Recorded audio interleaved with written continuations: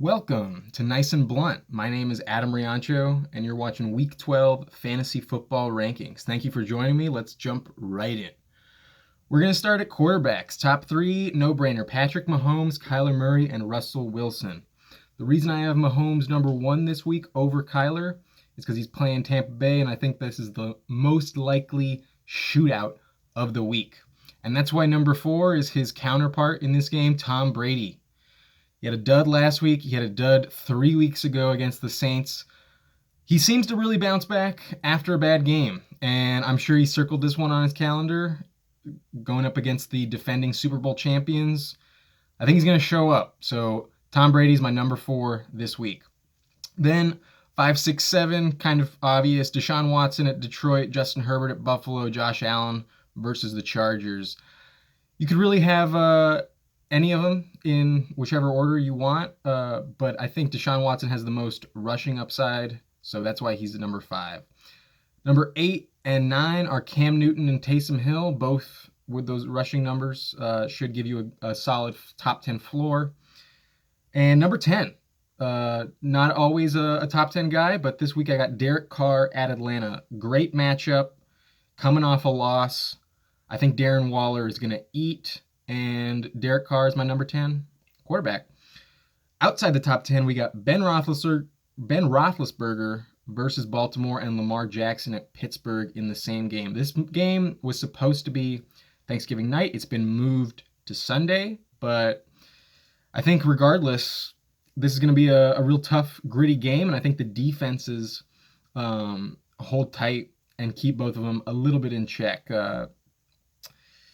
Number 13, I'm a little bit worried because of this matchup and the fact that I don't think he's going to have to score many points to win, and that is Aaron Rodgers. If you have a better option, I would consider sitting Aaron Rodgers. Maybe for a guy like Derek Carr. And to round out the top 15, we got Matthew Stafford versus Houston and Tua Tagovailoa at the Jets. I think Tua bounces back this week. It's a good matchup, and we'll see what he can do. Moving on to running backs. Number 1, it's obvious, Dalvin Cook versus Carolina. We'll move on. Alvin Kamara comes in at number 2. I am a little bit worried about Alvin Kamara's workload in terms of the passing game with Taysom Hill as the quarterback. He has had exactly 81 receptions his first 3 seasons in the NFL, and that means he's never not caught a pass in a game. Last week he was active, he played the whole game, didn't have a single reception. So that better change for Kamara to maintain his elite fantasy value. If it goes away, he doesn't drop down too far, but something to monitor. Number 3, Derrick Henry at Indianapolis. A bit of a brutal matchup, not going to lie, but you can't bench Derrick Henry. He's always going to be in the top 3. Number 4, I'm probably higher than most people are this week, but I love this guy. He's got an excellent matchup. It's Nick Chubb. Give me the Chubb. Nick Chubb is a very reliable floor play, but I think this week he's going to have at least one touchdown, probably a couple. He's good for 20 touches, at least 100 yards. He always seems to break one of those runs off for a massive play. I believe he has the highest rate of 15-yard rushes among all running backs this year. So light him up. I love him. Number 5, he's typically a little bit higher. It's Aaron Jones versus Chicago. It's a bad matchup.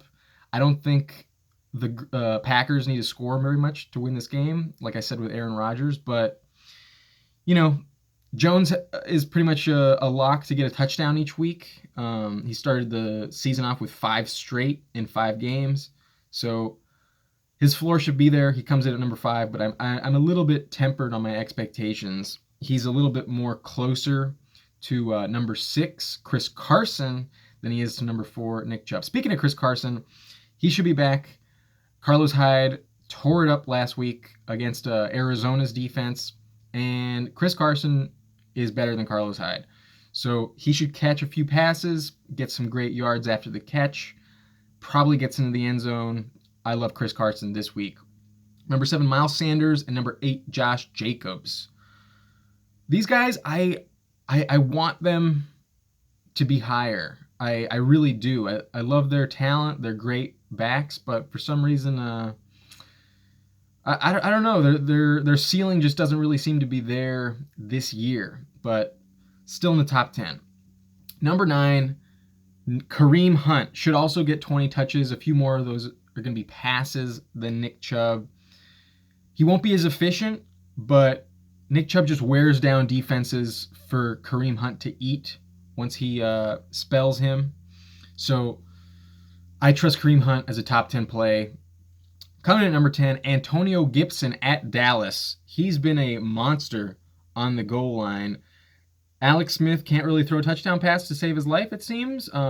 So Antonio Gibson should get at least 1 touchdown. I expect them to win this game. I wouldn't be surprised if he gets 2, and he should be very efficient in this game against a porous Dallas defense. So that rounds out the top 10. I'll speed through the next 10, and then we'll highlight a few names. James Robinson, Damian Harris, Ezekiel Elliott, David Montgomery, and Raheem Mostert, 11 through 15. Damian Harris, I really love him. Unfortunately, Rex Burkhead got injured, so he should be out the remainder of the season, if not a few weeks. Damian Harris has had his upside capped because of Rex Burkhead in the red zone. They don't seem to trust Damian Harris on the goal line, but that's definitely going to change. He seems to have elevated himself above Sony Michel in the depth chart, I think rightfully so. And I think he's a good, safe play. He should probably get 100 yards on the ground. Raheem Mostert at 15. I struggle to rank Raheem Mostert, but I feel like this is the right spot for him. He's been injured. We all know the situation with the San Francisco running backs. If you don't, they can barely finish a game without busting up their knee, their foot, whatever it is. I hope he finishes the game. I hope he stays healthy the rest of the season. If he does, he's going to be very efficient. I'm just a little bit worried that, the lingering effects of these injuries, are still with him and keep him a little bit in check. He might not be as efficient or as fast as he was at the beginning of the season. He broke off a few massive plays for touchdowns. I'm not sure you can really count on that, but it's always a possibility with Raheem Mostert. That's why he comes in at 15. Then we got a couple of volume plays, Todd Gurley and Gus Edwards. You're hoping for a touchdown? I think Gus Edwards is more likely to get a touchdown, but they should both be solid running back 2s this week. Number 18, Clyde Edwards-Helaire. Part of me really wants to put him higher. Part of me really wants to put him lower. I have Clyde Edwards-Helaire on my fantasy team. Spent $57 on him at the auction draft. I obviously regret that price, but I love his talent. He has clear upside. He got 2 touchdowns last week. I think the scoring is going to start shifting back in his favor as the season winds down.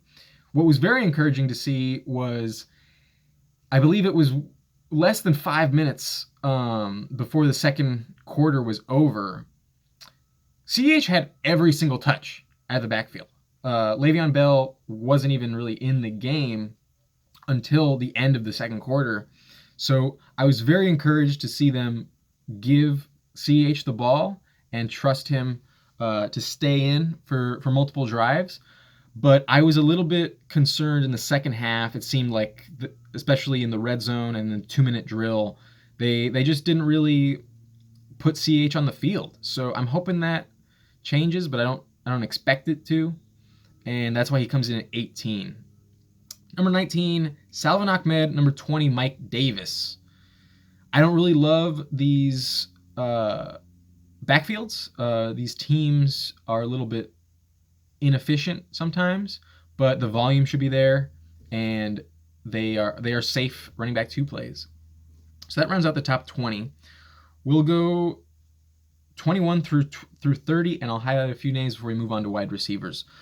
21, Duke Johnson, James Conner, Jonathan Taylor, Kenyon Drake, Ronald Jones, Wayne Gallman, Darrell Henderson, Kalen Ballage, Naheem Hines, and James White. round out the top 30.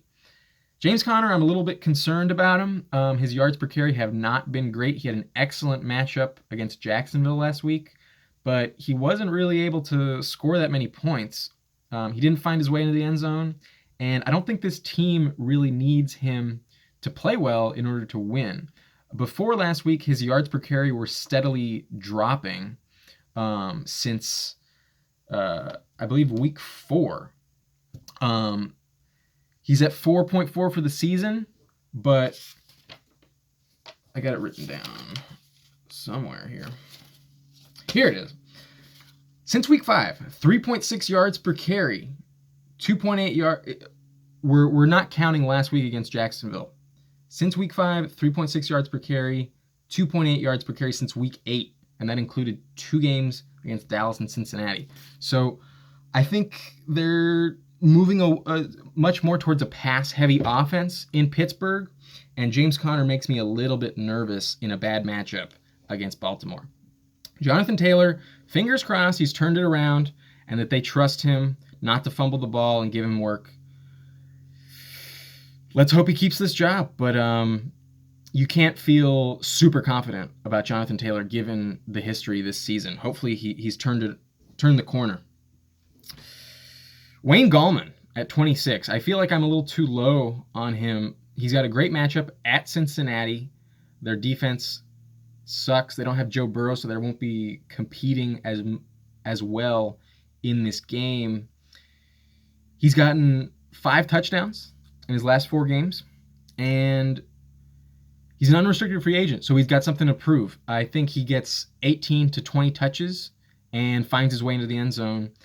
I think I'm a little bit too low on him. Wayne Gallman is probably more of a top 20. I'm going to put him above James Conner. Wayne Gallman, my number 22 running back. Last name I want to highlight is James White versus Arizona. Should get a lot more passes. Now, Burkhead is out of the picture. We'll see what Sony Michel can do, but James White has that clear third down passing situation role. I don't know if he scores, but those point per receptions should be nice for you. Lastly, I want to touch on Kalen Ballage. Austin Eckler was activated off IR. He is practicing for the first time this week. I don't think that he is going to play in week 12. I could be wrong, but I think starting next week, you can trust Austin Eckler to find his way into the top 12, if not higher, very consistently throughout the rest of the season. Let's move on to wide receivers. This is where it's a little bit more tricky. Obviously, number 1, Davante Adams versus Chicago. The matchup's not great, but you obviously have to trust Davante Adams. I wanted to put Tyreek Hill number 1, but I just couldn't. He's facing off against Tampa Bay. Their secondary was terrible against the Rams. Cooper Kupp and Robert Woods both went over 100 yards. I think Tyreek Hill is a lock for at least 100. He's probably going to get a deep touchdown pass, and obviously a few rushing plays. He can always break one to the house because of his speed. Number 3, DeAndre Hopkins. He should get double teamed against Bill Belichick's defense, but I don't think it's going to matter. You're obviously starting DeAndre Hopkins. Number 4, DK Metcalf. Could have had a massive game last week against Arizona, had a few drops, had a 40-yard pass called back. He should bounce back this week. He's obviously a top 5 play at worst. I love DK Metcalf. Number 5, I'm a little bit hesitant to put him here, but I got Michael Thomas and at number 5. That sounds a bit strange, given how electric and reliable Michael Thomas has been. Taysom Hill was clearly looking for him often. He doesn't really get deep passes, but the volume and the receptions are always going to be there with Michael Thomas. He looks to be Taysom Hill's favorite option. I like him at number 5 this week. Then I got Julio Jones at number 6. Just make sure he plays. He's a game time call. We love Julio, and we want him to stay healthy. Number 7 and number 8 in the same game, Stephon Diggs and Keenan Allen. They should be going back and forth. They're in Buffalo, but the weather is not going to be a factor in this one, and their lock starts. Number 9, Terry McLaurin at Dallas. I want to put him higher. I love Terry, but the touchdown upside just doesn't seem to be there with Alex Smith at quarterback. Hopefully, he scores on a longer play. He's great after the catch. I love Terry McLaurin. Number 10, I got Kenny Golladay. We're hoping he plays. If he does, he always seems to get 100 yards, and he's a very reliable player. Number 11, Tyler Lockett at Philadelphia. A bit more risky than any of the guys above him, but could easily finish as the number one wide receiver on the week. He is a very boom bust player with a high ratio for boom weeks. You're obviously starting him. Then I got Justin Jefferson versus Carolina. It appears that Adam Thielen has been ruled out for this game. So Justin Jefferson and Dalvin Cook are going to eat. Adam Thielen had 2 touchdown grabs last week. Justin Jefferson had a bit of a down game. Expect that to turn in his favor this week. Then I got Mike Evans and Chris Godwin at 14 and 15. Going up against Kansas City, like I said, I got Tom Brady and Patrick Mahomes inside my top 4. Going to be a shootout in Tampa Bay. Lock them in. Then we got Will Fuller at Detroit. I have Adam Thielen at 16, but that's assuming he plays, so I'm not going to mention him anymore. Will Fuller, 17, Deontay Johnson, 18, A.J. Brown, Allen Robinson round out the top 20. Guy I'm most worried about here in this top 20 is Allen Robinson. Ugh. We don't know who's starting at quarterback, whether it's Trubisky or Foles. It's not good. He's got a bad matchup against Jair Alexander. But if you look at his game logs, last year against Green Bay, he had 2 100-yard games with a total of 27 targets. 27 targets in those 2 games. I think it'd be better for his fantasy value if Trubisky is the quarterback, to be honest with you, because Trubisky is not in the same situation that Foles is. Foles has already proven himself with that Super Bowl MVP. His legacy is cemented. You know, he's just playing for, pride at this point.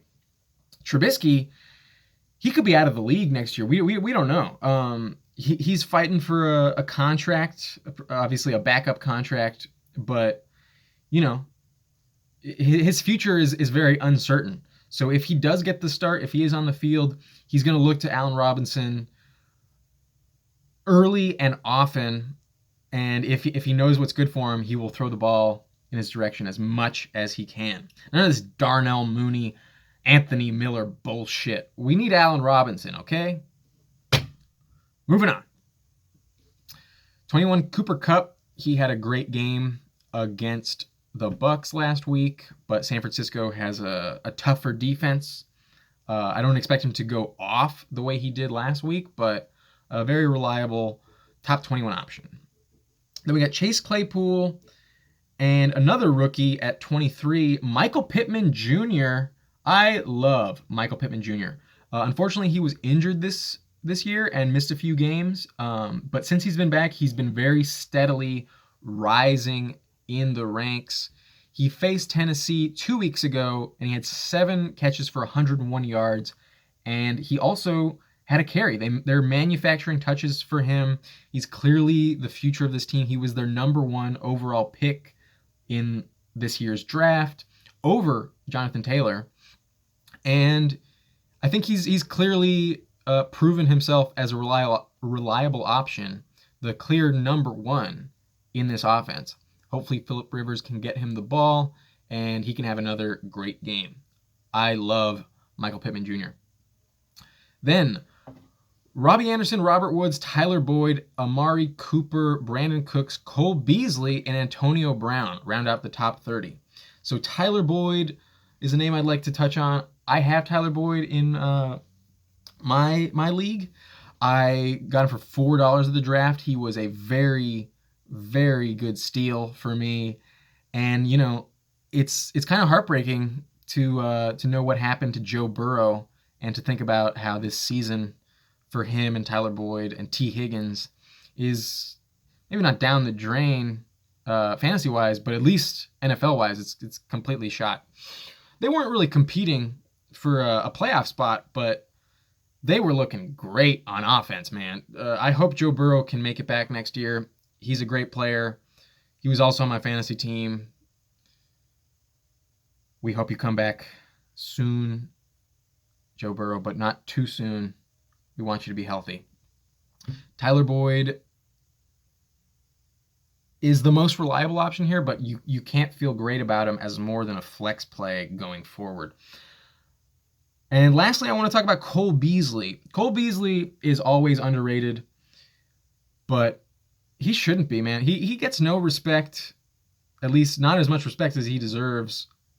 He's not going to rank inside the top 30 most of the time unless John Brown is out, but I love him. I think he's a great floor play, and if you need a flex play and you got Cole Beasley, you should feel confident about him.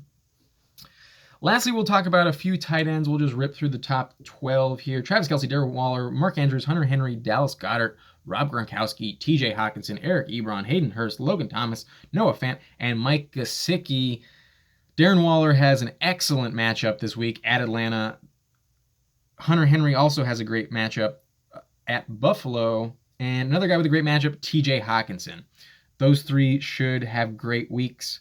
But obviously, tight end is a wasteland, and if whoever you got, you pretty much know who you're starting, so we won't talk about them much more. Thank you for joining me. I appreciate it so much, and I hope to see you again. Have a lovely day, and stay classy, San Diego.